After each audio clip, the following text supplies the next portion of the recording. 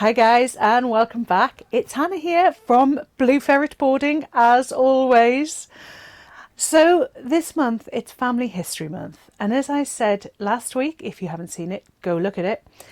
This month is all about looking at the greater family and where our lovely little ferrets sit in that greater animal kingdom, as it were.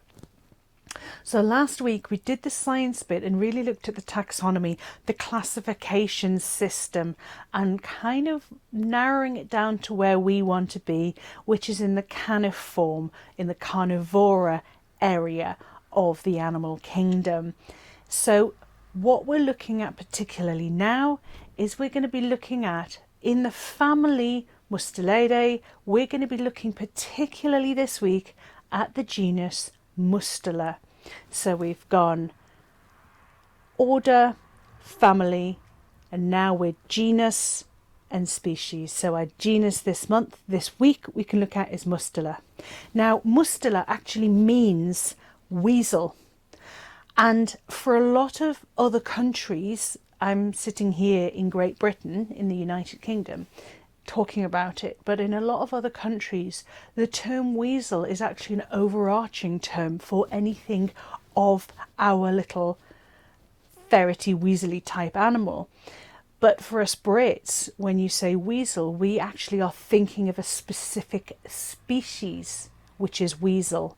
So actually what we Brits think of as a weasel is a specific species, which is actually called the least weasel or the little weasel or the common weasel, and that is Mustela nivalis.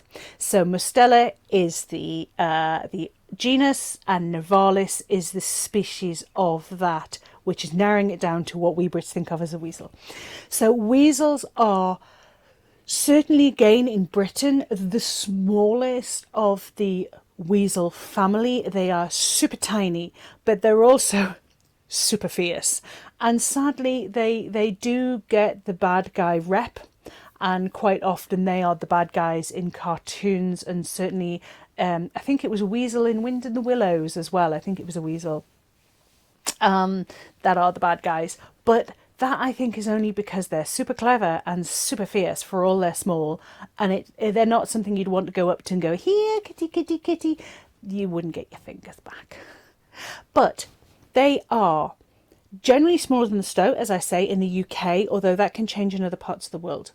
They have that typical, the Mustela family, and in fact the Mustelidae family, it's all about these elongated bodies and quite short legs on the whole. And there are exceptions to that, but that is what we're looking at. The tail length can often change, and when we talk about tail length, we're looking at the tail length relative to the size of the body. So for weasels, they generally have a shorter tail. They are brown. They have a white belly. Now, if I've got this right, for the weasel, the line demarcating the brown and then the white of the belly is generally wavy on a weasel. And that's one of the ways, certainly in the UK, that you can tell the difference between a stoat and a weasel. One's weaselly recognisable and the other's totally different. To get it in there, I'm sorry. Come on. A bit like the stoat, in higher altitudes and in more northern parts of the world, weasels can actually be, or the least weasel, the common weasel, can actually be pure white, which again I hadn't realised, and I don't think we get that in the UK as much, but again, if you know different, do tell me. There are 18 different subspecies of weasel. I mean, come on, who knew that?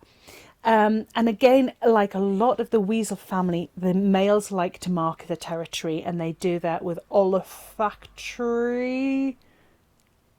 They use smell.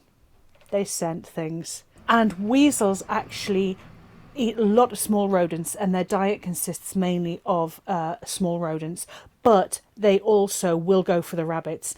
There's actually a picture of a weasel.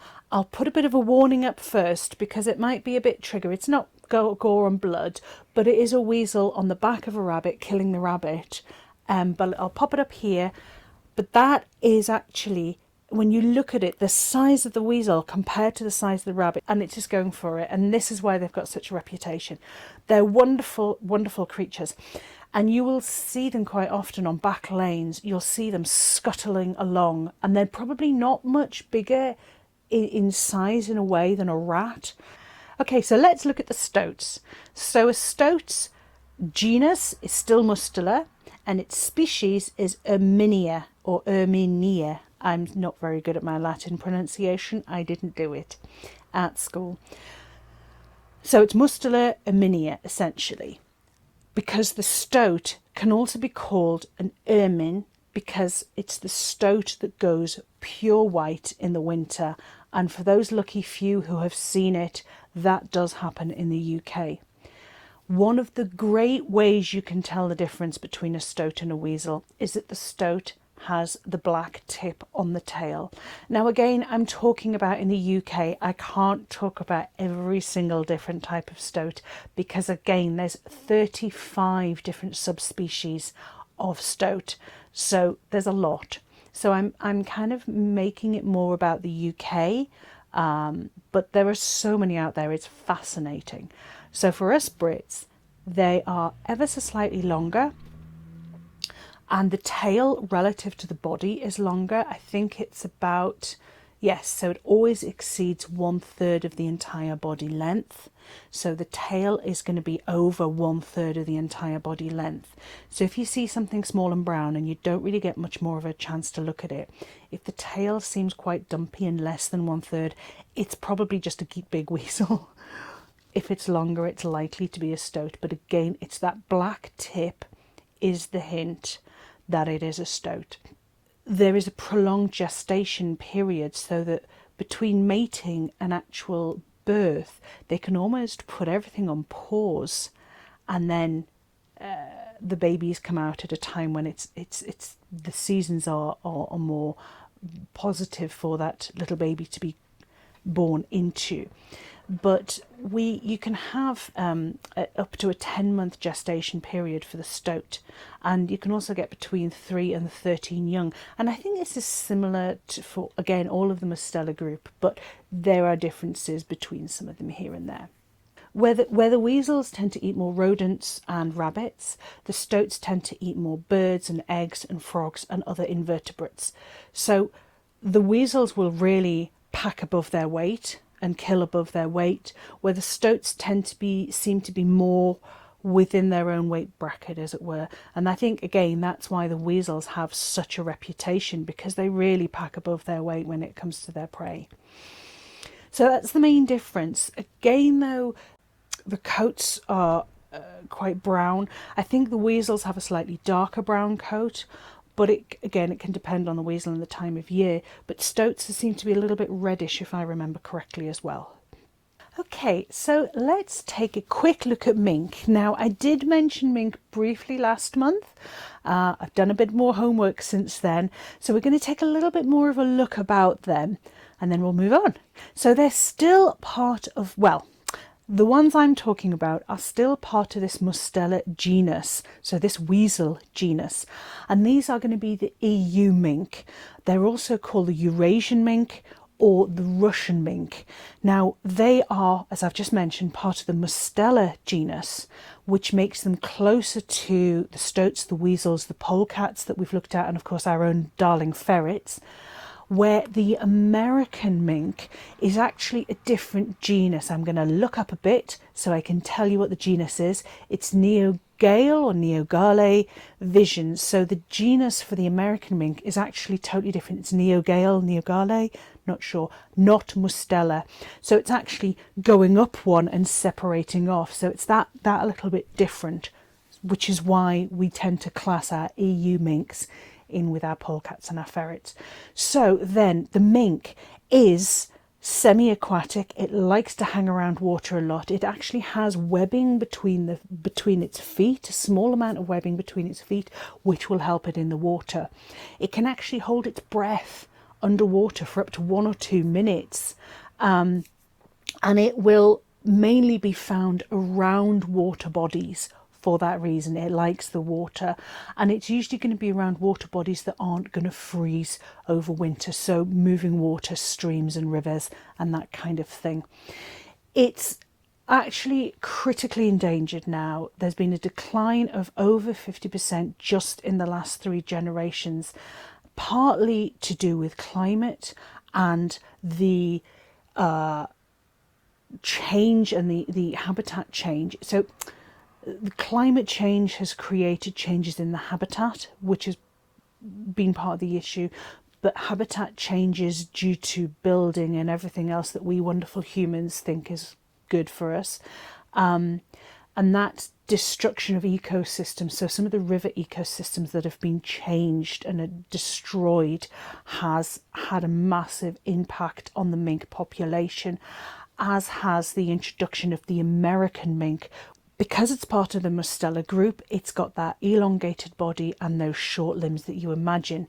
Now, it's more compact than some in the genus, so again, it's a bit more like your ferrets, like your polecats. It's a bit more solid. And it's got quite a short tail, so again, like a weasel, but much bigger than a weasel. It's got that shorter tail, less than 1/3 of its body length. It's a dark brown or a reddish brown.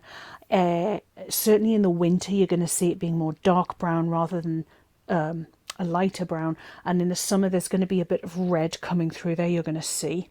Now, the difference is that, well, the difference that you will see between a European mink and an American mink is that the European mink will always have a little bit of white on the top part of its lip. The rest of it will be pretty much black, with a small amount of a mask on the top and the bottom. Now, the American mink will only ever have white on the bottom part of that lip, on its bottom jaw, really, essentially. And that's one of the great ways you can tell the difference. Now, mink can actually come as an albino as well. There is the possibility of albinoism, a bit like with ferrets, where you get a lot of albino ferrets. There is that gene that will throw up for albinoism. It's quite, I wouldn't say common, but it's more likely than you'd get in the human population. A bit like with a lot of the Mustela genus as well, they like to burrow in small holes. And they actually have quite a small territory, especially in the summer.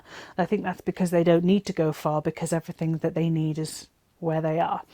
They will mainly eat voles, crustaceans, frogs, fish, and water insects. So again, it's that kind of a similar to the stoats and weasels in terms of size, but these are much more water-based animals. So obviously your voles and your frogs, this is all about more water-based. They, just like stoats and weasels, they are also susceptible to being prey, mainly by the red fox, some of your larger owls, and I was looking online and it said, and the golden eagle.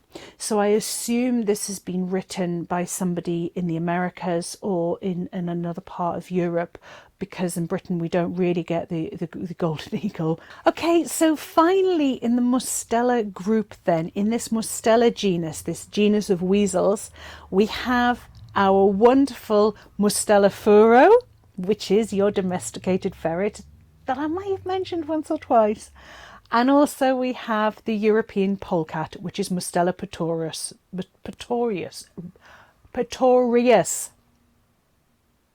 I think. Given that we looked at the polecat quite a lot last month, I decided we'd give it a break. So we're going to leave it there for this week. We've looked at everything in that genus Mustela and these different species underneath that.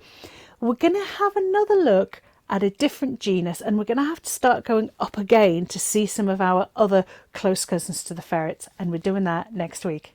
See you then.